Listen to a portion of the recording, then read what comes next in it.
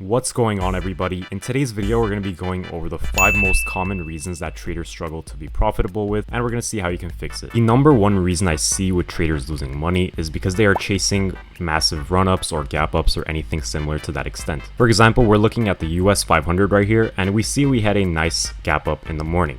Now, a lot of people would look to play this for a small scalp that's less than a minute or a few minutes.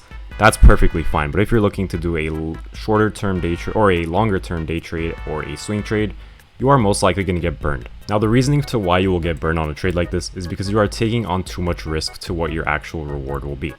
Basically, since there is a gap up here, we have so much more room to the downside and all the way down to Friday's lows, which kind of makes this trade not a good idea to take. Now, the much smarter decision to take on a trade like this would be to wait for it to get to lows of Friday or at open of the previous day. So what I'm looking at here is this previous low level listed right here and this one listed right here, and anywhere if you were to enter between these levels or at the levels, you're going to have a risk to reward ratio of about 3 if you are targeting this prior resistance level. Now, if you enter right off this gap up, depending on where you place your stop loss, you're going to have a sub 2 or sub 1 risk to reward ratio, and also depending on the level you are placing your target at. However, if you are taking it off this level, it may work sometimes, but in the long run, it is not going to work as most people are not chasing and it causes it to go down later on in the future. So to recap pretty quickly, you want to take as good of a setup as possible, and by that I mean lowest risk to highest reward possible.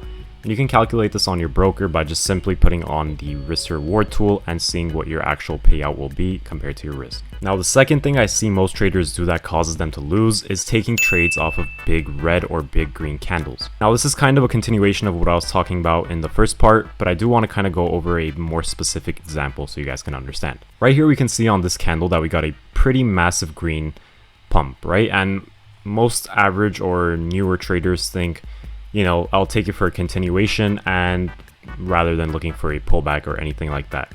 Now, what they do is they enter a long on the continuation of this candle and then it comes right back down.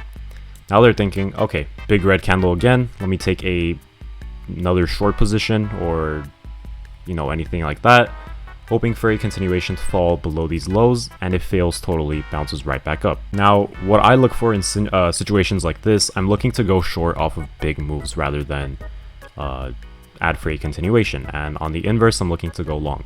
So we see here I'd look to start taking a slow starter position towards shorting or puts, and on this end I would look to take it to go long. Again, you can see here massive drop, one consolidation candle, and then massive rip up. So you chase this one, you will get burned. You chase this one, you will get burned, and if you chase this one, you will get burned in the end. Now, there are cases where you will get continuation, and that is usually what causes traders to, you know, get that idea that chasing these candles will do well. But the issue is that most of the time will not work, even though it works in some cases.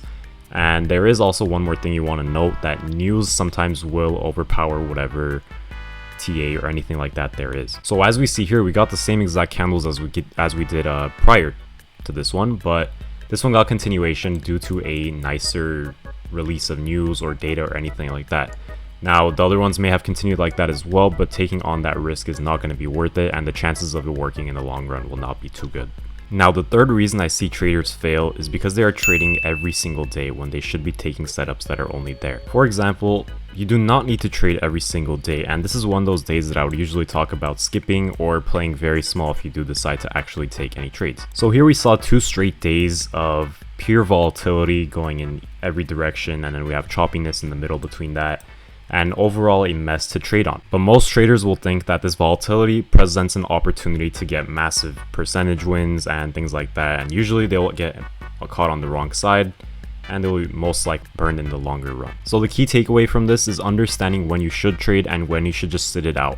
So preserving your capital is also a pretty good position compared to trading every single day. Now, the fourth reason I see traders fail is because they stick to one strategy rather than switching it up sometimes. Now, basically what I mean by this is that some traders are taught to trade breakouts and breakdowns, and some are taught to trade support and resistance bounces and things like that. Some are taught to trade supply and demand, but the market never stays the same and it never will. So week on week, we are seeing different price action. So one week we might have great action for a breakout trader.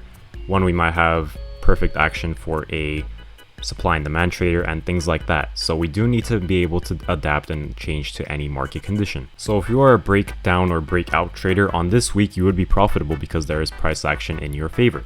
But if we do take a look at another chart, we will see right here we have a breakout, fail, breakdown, fail, and just an overall consolidation and choppy price action. So what works in the previous week is not going to work here, and if you just stick to that one strategy of playing breakdowns and breakouts, you are not going to be able to adapt and overcome the market conditions. Now the same goes for someone who is playing trendline bounces, support bounces, and everything like that. You will see that it works 1 time, 2 times, 3 times, 4 times, and then finally you will get destroyed because the market switches its price action. So I would definitely recommend everyone takes the time to learn a few strategies and see what works best for you.